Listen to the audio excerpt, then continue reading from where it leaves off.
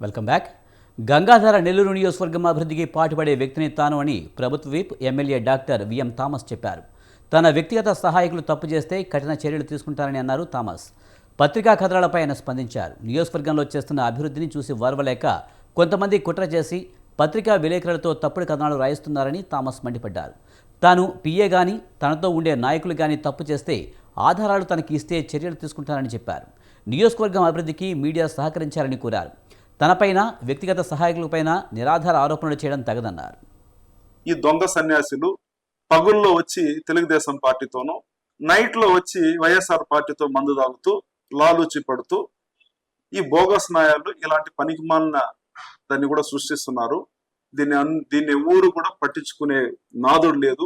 మేము దాని గురించి కేర్ చేసేదానికి కూడా మాకు 0% ఇంట్రెస్ట్. మాది మెయిన్ గా తెలుగుదేశం పార్టీని స్ట్రెంగ్తన్ చేయాలి, నిజాయితీగా ముందుకు తీసుకెళ్ళాలి, ప్రజలకు మంచి మంచి కార్యక్రమాలు చేయాలి అనేదే నా ముఖ్య ఉద్దేశం. ఇదే విధంగా చూసారంటే ఇవన్నీ మాట్లాడుతున్నారు కదా, 30 సంవత్సరాలు ఉన్నాము, 40 సంవత్సరాలు ఉన్నాము, అది చేసాం ఇది చేసాం. కూడా ఎప్పుడైనా ఈ 40 సంవత్సరాలు సీఎం గారిని కాన్ఫరెన్స్కి తీసుకొచ్చారా? ఏమన్నా మంచి పనులు చేశారా?